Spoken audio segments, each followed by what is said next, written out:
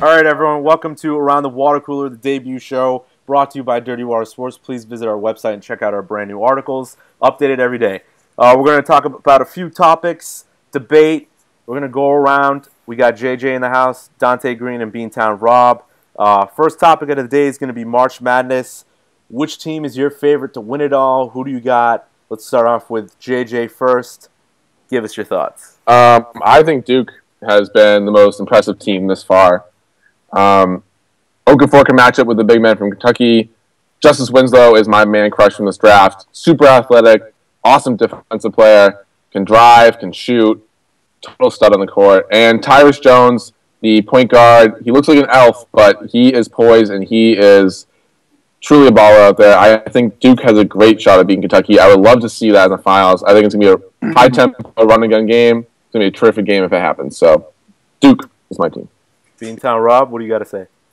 I'm taking a team with a very hard road to the championship game. If I get there, I think they do have the poise that could knock off a topper in Kentucky, and that's the Michigan State Spartans. It seems like every time Tom Izzo's in this tournament, he makes a splash and takes his teams far. And this team has a lot of talent with Denzel Valentine, Brandon Dawson, and Travis Trice. This team very well is showing everyone they're underseeded. They're one of the hottest teams in this tournament, going all the way to the Big Ten championship, who they lost to Wisconsin that game. But they just beat a very good Virginia team. And let's not forget, although they are a 7 seed in UConn won the tournament last year, so it's not snub our head that they are underseeded. Alrighty, Dante, what do you got? I'm going to stick with who I've thought from the beginning. Wisconsin, led by Frank Kaminsky. I love that guy. He can dribble the ball, he can shoot the ball, he can post up. He's got the coordination of a guard, but he stands tall at 7 feet, 250 pounds, give or take. I think this guy can really lead a team to a championship, and I'm curious to see what they bring. Honestly, Frank Kaminsky is like sitting down, watching your favorite TV show on a Thursday night. Alrighty, that was interesting. Listen, Kentucky, they're the favorites. They're the best. They literally haven't lost. They're going to win it all. They have the best talent. I honestly don't know how Michigan State... I got to give Michigan State credit. They're tough, but I just don't see the talent that they have. Duke, that's the only team that I really see them kind of getting challenged in the national championship if they play. These are my thoughts. Any last words on that topic, guys? Nope. Alrighty, we're going to move on. Second topic we're going to talk about today is going to be the NFL draft. Number one pick is probably going to be either Jameis Winston or Marcus Mariota. We want to know who's going to have the better career. What do you guys think? Who's going to have a better impact? Dante Green, what do you got? I think Jameis Winston's going 1 overall. I think we all know that, and I don't think either of them is going to have too great of a career. That's all I have to say. All right. Quick take. What do you got, Beantown Rob? If you check out my article that I wrote yesterday, Lovie Smith basically spilled the beans and told everyone he's taking Winston number 1. So that's basically a lock.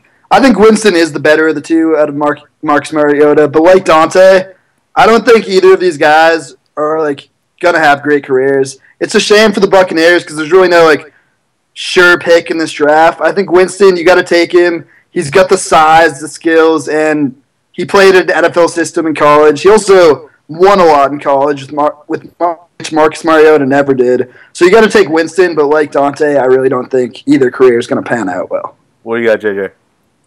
Mariota won in college. She won a lot, actually. But I think Winston's a great prospect.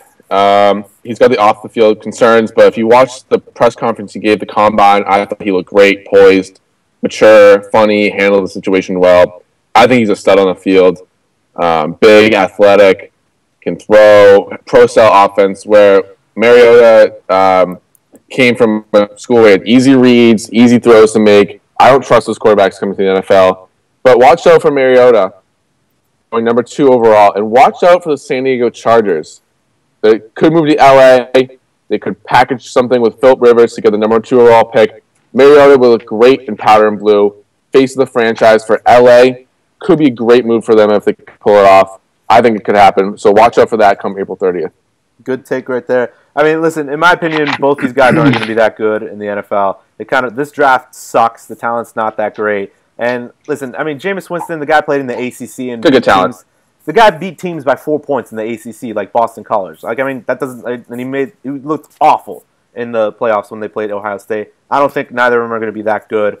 Let's move on to the next topic. Quickly, we're going to talk about the NBA. Western Conference, Eastern Conference. Who do you got coming out as the favorites to go to the NBA Finals from each conference? We're going to start off with Beantown Rob. Give us your thoughts.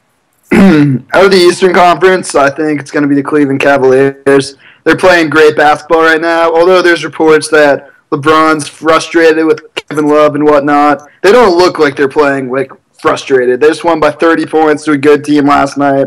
They're playing great, and I think the Eastern Conference is so weak, they're really going to not have to go against anyone that really can beat them to get to the championship, other than the Atlanta Hawks, who always are a disgrace in the playoffs. On the Western Conference, I'm going to choose the Memphis Grizzlies. I think the game slows down the playoffs. I don't think the Golden State Warriors guards are going to be able to, the Splash Bros are going to be able to do what they usually do. And I think you're going to see a great front court in Zebo and Marcus Gasol. Mike Conley can control a game. And I think the Memphis Grizzlies will come out of the West.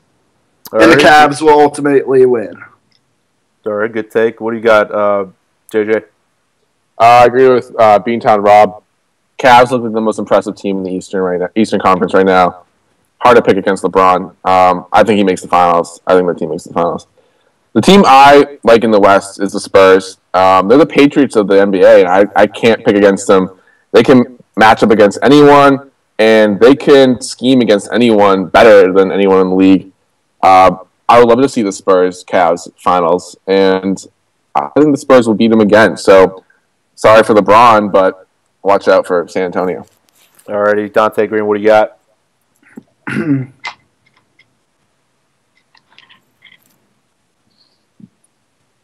Dante Green? Alright, it seems like we got some technical difficulties going on. All right, well, I'm going to stick with... There you go. Sorry about that. I'm going to stick with the Cleveland Cavaliers, just like everyone else is saying. I just think that the Hawks, I mean, that's the only team you can make an argument against, but have you ever seen the Hawks play in the playoffs? Exactly. They're nothing special. And the San Antonio Spurs, I mean, I'm split 50-50 between them or Memphis. I don't think the Warriors can keep up this play throughout the playoffs. So I'm going to have to say that I don't see them getting to the final or coming out of the West. But the Spurs, the only knock I have on them is that one of their key pieces, Manu Ginobili, hasn't had a great season and has also been on and off injury reserve, disabled. So I don't know what to expect from them. So if I had to say just from a health standpoint and from being the same team they were last year, Memphis, because the Spurs just aren't who I thought they used to be. Beantown Rob's got something to say, I think. We have breaking news, and horrible news for Patriots fans at that. Dante Hightower just had surgery. He's out. He's expected to be out 6 to 7 months. That's not breaking news. He had surgery 3 days after the Super Bowl, and 6 to 7 months puts him at around the start of the season. Fine. It's fine. Listen, that's not breaking news. Don't worry, it was just reported. I'm worried. All right. It was just reported he'd be out for 6 to 7 months, but would you mind him missing a few games if he's fine for the rest of the season? I think it's fine. Not a big deal. Just don't worry about it. All right. Back to the NBA. Listen, the East, the Cavs are going. Everyone knows I hate LeBron. I think he's a fraud. I don't think he's that great.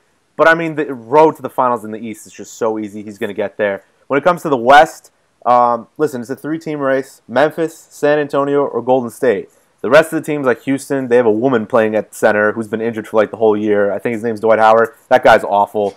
Every other team is just, they're not that good. Funny name for a woman. I mean, me too. I mean, I was wondering the same thing. But it's San Antonio, Memphis, Golden State. I'd probably have to stick with San Antonio, to be honest with you. They're veteran. They remind me of the Patriots. I think they're good enough. And if the Cavs make it to the finals against anybody in the West, they're going to get smashed. So moving on to our final topic. Wow. It's going to be what was the name of that guy, Evan? Randy Gregory. Yeah, we're going to talk about, see if he's his stock draft, or his draft stock. Okay, right? Randy Gregory, final topic of the day. He was recently found out to have smoked marijuana. People are wondering if it's going to affect his draft stock. We want to know, guys. Like, do you think him smoking marijuana is going to affect his draft stock? What do you got, Dante Green first? Check out the article I just put up. It's literally named that. But also, he's also reached out, which I think is very special and I don't know, unique, because a lot of guys are getting in trouble and they try and defend it. But he's not defending it. He's just saying that, like, though it's true, he's not a pothead, and it's not something that just consumes his life. He's admitting, yeah, I got caught, but you know what? He's not a pothead, and he wants to tell people that. I don't think it should affect his draft stock too much. I mean, I can see a few picks either way, but hey, He got caught. Most people do it. Was it found? So he didn't just freely admit it. He was caught. He was right? caught at the NFL Combine. At the Combine, he failed a drug test. Okay. I just wanted to clarify. That's my biggest concern. That's my biggest concern. Is he admitted it once. He's not that he failed a drug test. I don't think marijuana is that big of a deal. Tons of athletes do it. I don't think it affects performance. Josh Gordon does it sometimes. What to me is the biggest concern is this idiot couldn't hold off from smoking pot before he knew he was going to get drug tested for $1 million job interview, essentially. So that's my biggest concern. If he's that dumb now, how dumb? I can't get over when guys fail the drug test at the NFL Combine. They know they're getting tested. They know it's not a surprise to these guys. They know. He's already now stage 1 on the drug program. He's going to be tested the rest of his career now. He's an idiot. So have fun smoking pot and getting busted for it now, Gregory, because it's going to happen every time you do it. All right. Idiot. What do you got, Idiot. Shake Shack, I completely agree with you. But, my biggest problem with this whole thing, and it's controversial, I know. I'm so sick of these guys testing these guys for marijuana in general. It doesn't matter. It's not a performance enhancer. It's legal in Washington, Colorado, and Alaska. It's going to be legal in the U.S. in a few years. We're holding these guys to a way high expectation. It's marijuana. It doesn't increase their play. If it hurts his draft stock, he's an idiot for getting caught. But it really is a shame that a thing like this could affect someone's life when it is legal in 3 states already. Listen, this guy, we all know marijuana is not that big of a deal anymore. But it's just the fact that this guy's just so stupid to do it right before the Combine. You know you're going to get tested. You know what's going to happen. And you still do it with the chance of getting caught. Some people make stupid decisions. This guy's just plain stupid. I think if he's on an NFL team, he's just going to continue to do stupid things like this. Stupid people do even more stupid things. So that's all we got for today on the first edition and debut show of Around the Water Cooler. Please check out our website at dirtywatersports.sportsblog.com. We put up new articles every day from our writers, all 4 of us. And thank you for listening to this podcast, and we'll see you next week.